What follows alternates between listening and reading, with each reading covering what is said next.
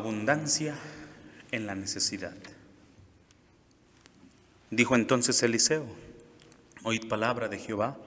Así dijo Jehová: mañana a estas horas valdrá el seah de flor de harina un siclo, y 2 seah de cebada un siclo a la puerta de Samaria.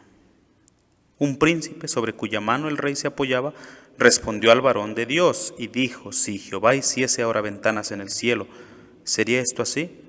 Y él dijo: he aquí tú lo verás con tus ojos, mas no comerás de ello. Entonces el pueblo salió y saquearon el campo de los siros, y fue vendido un seah de flor de harina por un siclo, y 2 seahs de cebada por un siclo, conforme a la palabra de Jehová. Esta fue la profecía de un día para otro, de que los alimentos tendrían un precio muy barato, muy accesible hasta para el más pobre de la ciudad.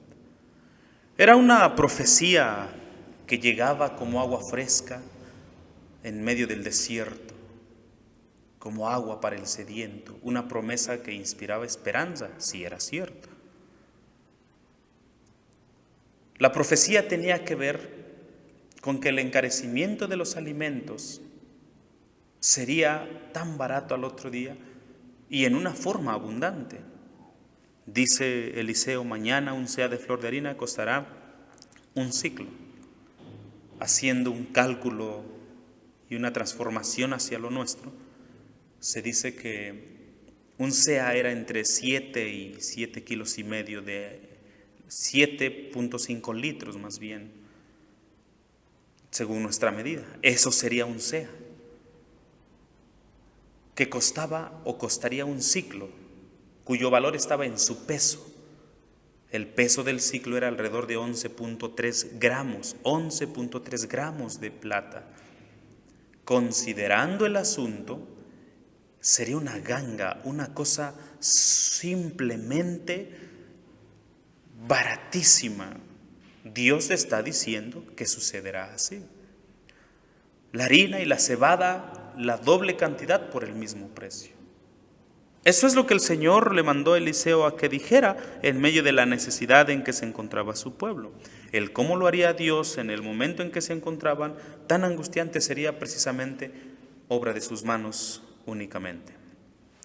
Ahora, traemos este tema porque estamos viviendo en estos días una situación que ha causado angustia a más de uno. Una situación que ha causado temor, inquietud, preocupación, lo que viene, qué va a pasar, ¿será que las cosas mejorarán?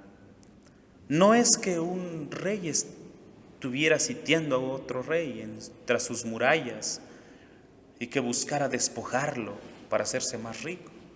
Más bien es como si la enfermedad presente hubiera sitiado al mismo mundo, porque al principio de la misma se hablaba de estar en casa, de no salir, de guardarnos dentro de nuestras paredes. Nos tenía como sitiadas. Y durante estos meses, que por cierto había sitios antiguamente que duraban hasta años, estos meses que ha pasado o que ha durado el sitio, las cosas han ido empeorando. Ya no en una cuestión de salud, sino de la economía. Los precios suben, se encarecen las cosas. Lo elemental para subsistir se ve un tanto más inalcanzable para el grueso de la población en nuestro país y en muchas partes del mundo o en todo el mundo. Solo los ricos tienen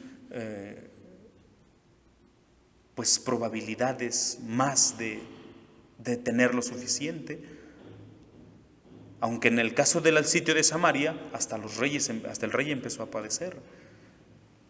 Estos son días de preocupación para muchos.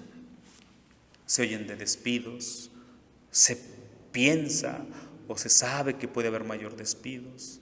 Vemos una y otra noticia de despidos. Les quitaron el trabajo, les disminuyeron en los ingresos. Los ingresos han disminuido para los que tienen su negocio Cosas como estas están pasando. Son las consecuencias de esta enfermedad. Como lo fue en su momento, todo ello, las consecuencias del sitio.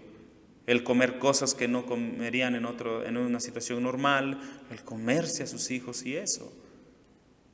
Entonces, traemos este tema porque es importante que volvamos a la Escritura para que este tipo de historias que están ahí, que se encuentran en la palabra del Señor, nos invitan a confiar en el Señor en medio del caos que se vive, en medio del caos que hay en este mundo por lo que sucede y por lo que se dice que ha de pasar.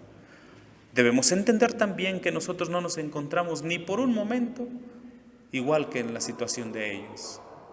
No ahora, y esperemos que en el amor y la gracia de Dios no lleguemos a ese punto, pero la verdad es que nuestra situación no se compara con la de ellos. Una situación terrible, de desesperación. Muchos se mataban, como dijimos en la mañana. Y es en medio de esta situación que viene la promesa. Mañana habrá abundancia en medio de esta escasez. Tanto que un sea de flor de harina valdrá un ciclo. Algunos 50 pesos mexicanos. Lo que se consideraría un precio muy barato, pensando pues en que una cabeza de asno costaba 80 piezas de plata.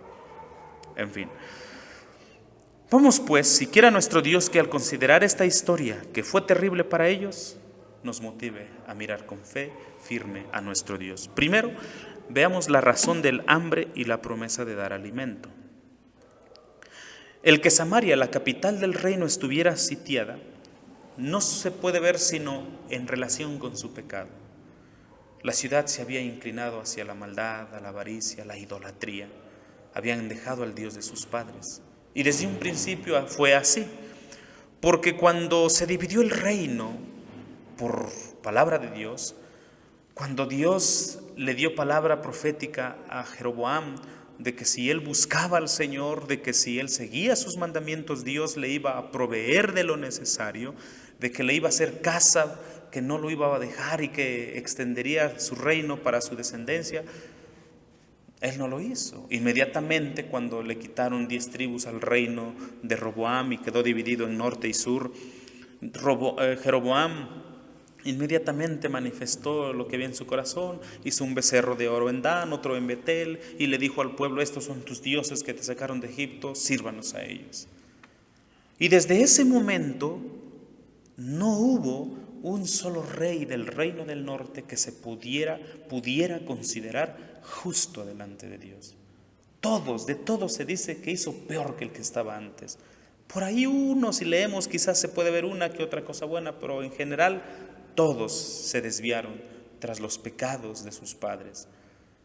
Entonces, esta situación, aunque es un juicio muy duro ciertamente, de lo cual muchos no gustan de hablar, como si con eso la verdad se callara, tales palabras que habían profetizado que acontecerían cuando ellos se rebelaran contra Dios. Es decir, esto que sucedía venía ya de profecía mucho tiempo atrás. Cuando estaban en el desierto, Dios le habló al pueblo por medio de Moisés y les dijo: y será que si allá cuando estés en la tierra que yo te doy, te rebelares contra tu Dios, dejares sus palabras, te fueres tras los ídolos, hicieres las cosas que las gentes hacen, voy a traer a tus enemigos contra ti, y será el sufrimiento tal en el cerco que tengan sobre ti que te comerás a tus hijos. Eso se dice en Levítico 26-29. Entonces lo que está sucediendo aquí, de que se están comiendo a sus hijos, de que están comiendo cosas inmundas, de que se estaban suicidando en muchos casos, de que estaban sufriendo, era parte de ese juicio de Dios. Pero si bien este es un juicio muy duro, muy grave, muy terrible, también es cierto que su misericordia es para siempre. Bien exclamaba el profeta: en la ira, acuérdate de la misericordia. Cuando tu ira se desate sobre nosotros por nuestra maldad, aún ahí, acuérdate que tú eres lento para la ira y grande en misericordia y verdad. Pero como estaremos bajo tu ira, trae a la memoria tus antiguas misericordias. Acuérdate de la misericordia. Y este es uno de esos momentos en que el Señor se acuerda de sus promesas y trae y hace relucir con un brillo muy grande la misericordia que hay en Él. Bien podría el Señor dejar perecer a todo su pueblo, porque desde el rey hasta el mendigo, desde el más grande hasta el más chico, dice la Escritura, todos se habían rebelado y habían ido tras los caminos de su corazón. Todos podrían morir, el Señor pudo hacerlo, pero cuán grande es el Señor, que prefirió mostrar su misericordia a un pueblo duro y rebelde. Muchos ya habían muerto por el hambre de la ciudad, y si este camino se siguiera, la ciudad quedaría asolada, y sería lo justo delante de Dios, si Él no actuara de alguna manera que sacara al pueblo a flote de esa muerte que había entre ellos. ¿Por qué lo haría? Insisto, no es por el pueblo, es por amor, por su bondad, por su promesa, porque es bueno, porque para siempre es su misericordia. Y por ello les promete darles alimento y en abundancia. Porque así es nuestro Dios. Ahora fíjense, se exalta más la bondad de Dios cuando vemos que les está dando una profecía de que les va a dar en abundancia, aún sin que el pueblo se arrepintiera. Porque vemos la historia de los reyes de Judá, que en algunos casos cuando un rey se rebelaba, venía su hijo y veía todo lo que había hecho su padre y llamaba al pueblo, conminaba al pueblo a que se arrepintieran de sus caminos, dejaran lo malo, se volvieran al Señor, buscaran al Señor, que ayunaran, que se vistieran de cilicio. Pero aquí no. Aquí no hay una sensación, o no se puede percibir una sensación de tristeza, de que dijeran, vaya, hemos pecado, sí, hemos ofendido al Señor. No, más bien hay como una dureza todavía sobre su pecado, como si ¿por qué Dios no los ayuda? Siendo que ellos eran los que se habían rebelado. Estaban más centrados en su sufrimiento que en ver quién podía ayudarlos. Porque a menudo así pasa con el hombre. Así es el género humano. Y aún en la iglesia, cuando viene una situación que está más allá de nuestras manos, el último en quien pensamos es en Dios. Que si me enfermo, veo si tengo dinero para las medicinas, en lugar de buscar a Dios primero y que obrara como Él quiera, la medicina, su palabra o de alguna otra manera. Pero Él es el último. Que tenemos una situación en la iglesia, al primero que vamos muchas veces es al hombre, y Dios es el último. Que ya perdí mi trabajo, el último en quien pensamos es en Dios. ¿Cómo? Ni modo que Dios venga a buscarme trabajo, dicen muchos en su maldad, que manifiestan que no creen en el Señor y que usan esas palabras solamente para esconderlo. Ni modo que Dios venga y me busque trabajo, pero así somos. El último en quien el hombre piensa para ayudarle es Dios. Y ya cuando probaron todo, pues vamos a ver si Dios nos ayuda. Esa es la actitud del pueblo, de los habitantes de Samaria. Señor, qué bueno es Él, qué bondadoso es el Señor. Este sitio, el sitio del rey de Siria no era una casualidad. Dios la envió y es un justo juicio. Pero aunque es justo el juicio, también es cierto que su amor brota como un río de agua viva, brota incansablemente en su corazón para su heredad. ¿No hará el Señor todavía más por aquellos que le buscan, que le aman, que se gozan en Él, que claman a Él? O como dijo el Señor Jesús, que claman a Él día y noche. ¿No hará el Señor más por aquellos si se encuentran en necesidad? ¿No suplirá sus necesidades? En efecto lo hará. Pero hemos de ver cuál es nuestro estado ahora. Porque el sitio que la enfermedad impuso ha propiciado cosas terribles. Pero Dios es el mismo y el Señor no cambia en ninguna manera. No dejemos pues de confiar en Él. No dejemos de mirar a Él. Aunque las cosas disminuyan, aunque los ingresos bajen, aunque los precios se aumenten, Dios no dejará de proveernos. Las palabras del profeta Habacuc son pertinentes en esto que estamos diciendo si consideramos las palabras que él expresó de esta forma. Oí y tembló mi vientre, a la voz se batieron mis labios. Pudrición se entró en mis huesos y en mi asiento me estremecí.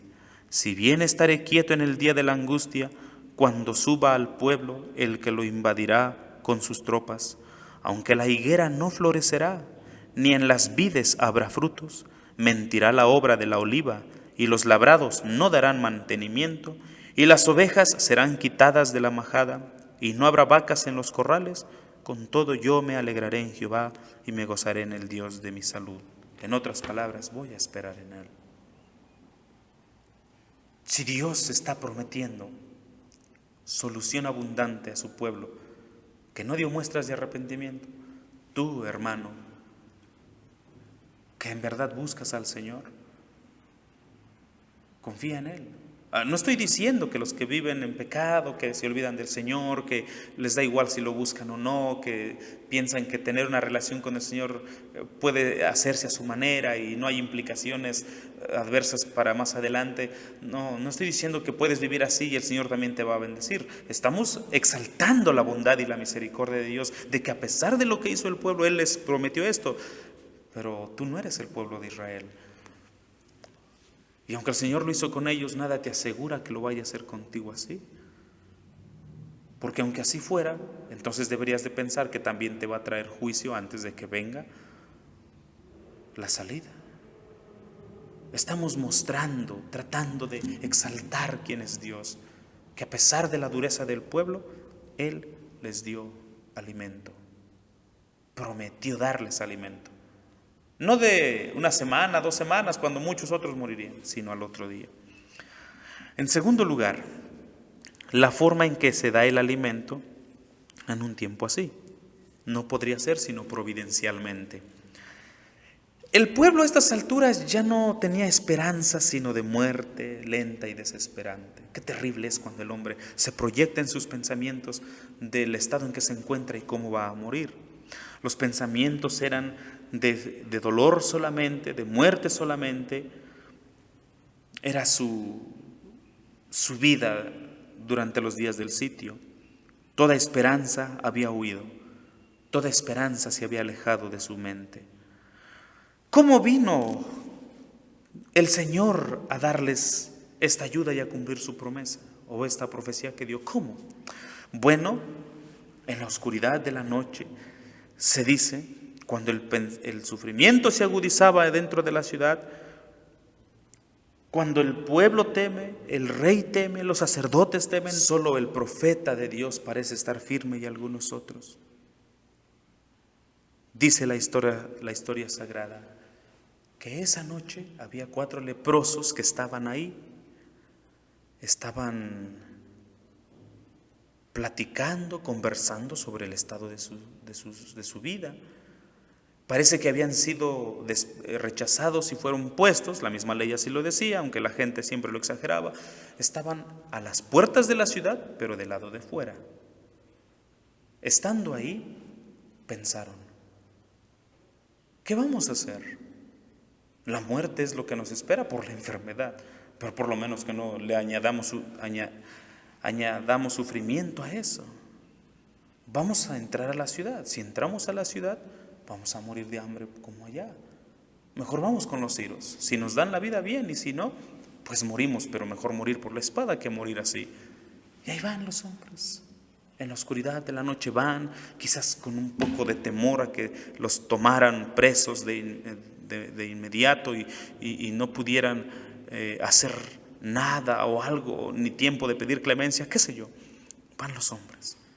Y cuando llegan ven la luz o algún candil prendido dentro de una tienda y se van acercando sigilosamente y abren porque no escuchan ruido y se dan cuenta que no hay nadie. Bueno, podría ser una, pero salen de ahí, van a otro y es lo mismo. Y recorren una parte del campamento y se fueron así hasta el río Jordán, y no había hombre alguno ahí. No había nadie allí. Así que llevaron las buenas noticias. ¿Cómo se dio el milagro? Bueno, dice la Escritura que aquella noche el Señor hizo que los sirios oyeran ruidos como de grande ejército, carros, estrépito de la caballería. Y cuando escucharon, dijeron: han pagado a los reyes de los egipcios. No piensan en Dios. Han pagado a los reyes de los heteos, vámonos. El rey estaba disfrutando, el rey Ciro, Ben-Hadad, estaba disfrutando del vino, de la comida, pensando con sus acompañantes el botín que alcanzarían en Samaria, porque sabían que cuando el hambre apretara todavía más, les abrirían las puertas. Estaban ahí gozándose y alegrándose, hasta que de pronto alguno de ellos dijo algo así como: ¿escuchan? ¿Escuchar qué cosa? Escuchen, viene un ejército tras nosotros, nos están rodeando, es caballería. Sí, también, y vienen muchos. Hey, vámonos. Tocaron la corneta, quizás el cuerno en algún momento. Entendieron todos y salieron huyendo. No quisieron tomar nada, porque salieron con su vida solamente y dejaron todo como estaba. Así que fue de esta la forma en que el Señor hizo que de la noche a la mañana el alimento fuera barato.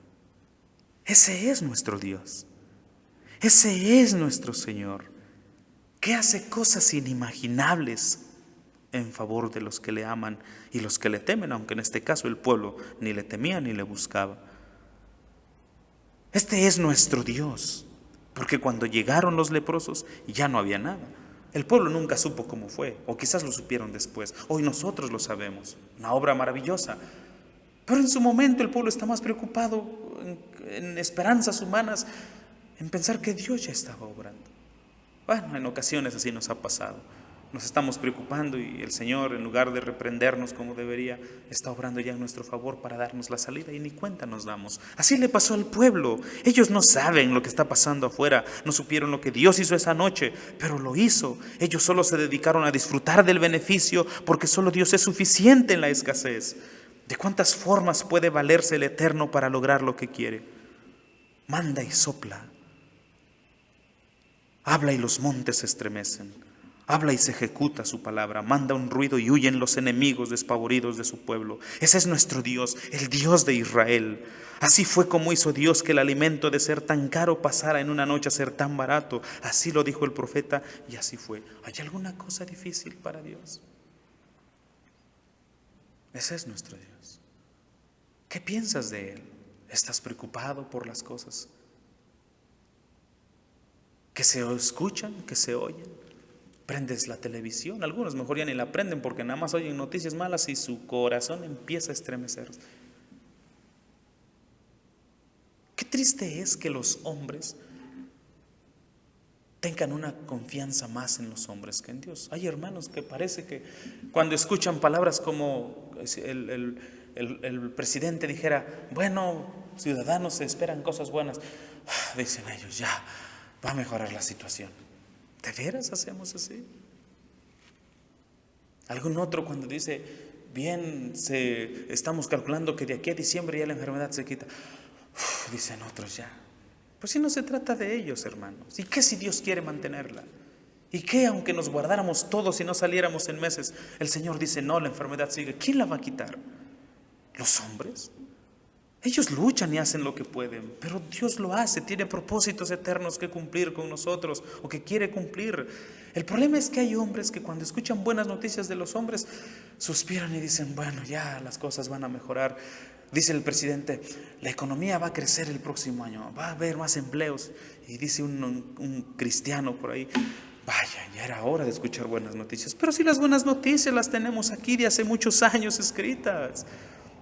El Señor ha dicho una y otra vez que va a dar lo necesario. ¿Por qué hemos de creer más en el hombre que en el Señor mismo? Es absurdo cuando hacemos así, cuando pensamos así, cuando actuamos así. Es terrible que nuestra vida se rija de esta manera. ¿Acaso dejaremos que nuestra vida sea manipulada o dirigida, si quieres tú, por lo que dice el analista económico, el economista, el opinador. Dice el opinador, es terrible, se vaticinan cosas terribles, la economía va a ir para abajo. ¿Tú crees que él tiene el poder sobre el mundo? Dice algún hombre o mujer de algún organismo internacional, no, las cosas se van a poner terribles. Y ahí vemos el ánimo del cristiano, las cosas se van a poner terribles. Quiero decir, hermanos, la situación del pueblo de estar así era natural porque estaban en medio de una hambruna. Nosotros no tenemos eso. Además estamos buscando al Señor, procuramos buscarle. Quizás el que no le busca, por eso siempre estas cosas, siente estas cosas. Quizás el que no confía en el Señor, por eso teme y busca que los hombres digan que las cosas van a mejorar. Pero si es esta esperanza, hermano mío, qué tristeza por ti. ¿Qué importa lo que digan los gobernantes? ¿Qué importa lo que digan los presidentes? ¿Qué importa lo que dijera Joram si el varón de Dios trajo palabra del Señor? Y el Señor dice así, mañana habrá alimento. Dice alguien, ¿y cómo yo podía estar seguro, hermano? Pues mira, Él puede valerse de 1000 formas. ¿Te han dicho que probablemente te despidan? Pues confía en el Señor, quizás despidan a otro y a ti no, nomás por amor a Él y por amor a ti. Hermano, ¿y si me despiden? Pues no lo sé, quizás Dios haga escuchar un ruido en el oído de alguna persona que ni le conoce, que el ruido sea una voz que alguien necesita comida y va y te lleva comida, no lo sé. Él puede hacerlo. Ese es nuestro Dios, porque ve cómo lo hizo aquí. Me gusta esta historia, porque son historias que están ahí de 1000 años atrás y nosotros en el mundo todavía seguimos desconfiando del Señor y ponemos más nuestra seguridad en los hombres y en lo que digan, y que si ellos dicen que las cosas van a estar bien, van a estar bien, y si van a estar mal, entonces van a estar mal. No depende de ellos. Dios es quien controla todo, o al menos eso es lo que dice la palabra que debemos de creer, porque este es nuestro tercer punto. Hay algunos que no creen. Cuando el profeta dice que va a haber abundancia, dice un hombre, ¿qué estás diciendo? Que estás loco. Aunque Dios hiciera ventanas en los cielos, yo no creo que eso suceda así. Es imposible. Bueno, ¿según quién? Bueno, yo lo analizo. Según tú, es entendible que pienses eso. Es imposible que suceda. ¿Quién dice? Yo, eres un humano, eres un pobre hombre cuya mente no tiene límite sino en esta tierra. Ese es tu límite, el decir que es imposible. Porque cuando analizas las cosas según el criterio, según las probabilidades y posibilidades que hay en la humanidad, concluyes que es imposible. Y es entendible. No hay otra forma de mirar las cosas si es así. ¿Por qué los hombres son así? Siempre han sido así. Se detienen y dicen, vamos a ver si es posible. Hacen un análisis bien detallado, bien definido, y dicen, no es posible. Creo que ya es tiempo de que dejemos lugar para que trabaje el Señor. Creo que ya es tiempo de quitarnos de nuestra mano todas esas imposibilidades de nuestra mente, como si Dios fuera humano.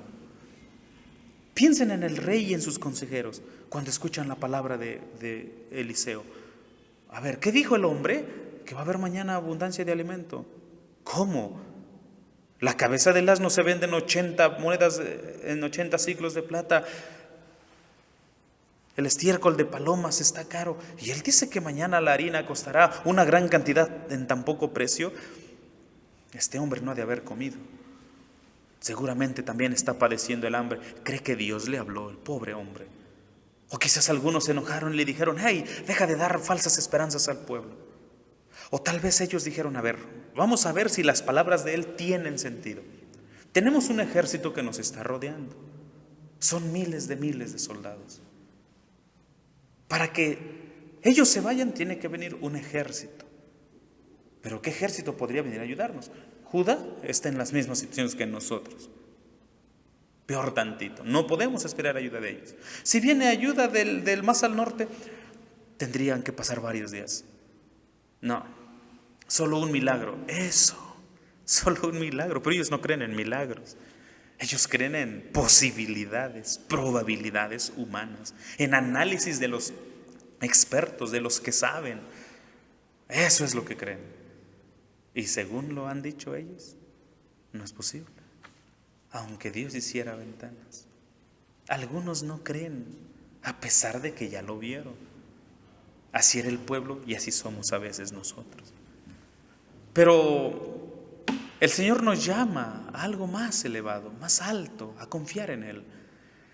Fíjense que hubo hombres también que pasaron esta situación. Ustedes recuerdan la historia de Moisés, cuando estaban en el desierto y llegó el pueblo a exigirle casi que les diera alimento y él no tuvo que responderles: no tengo alimento, ¿de dónde voy a sacar?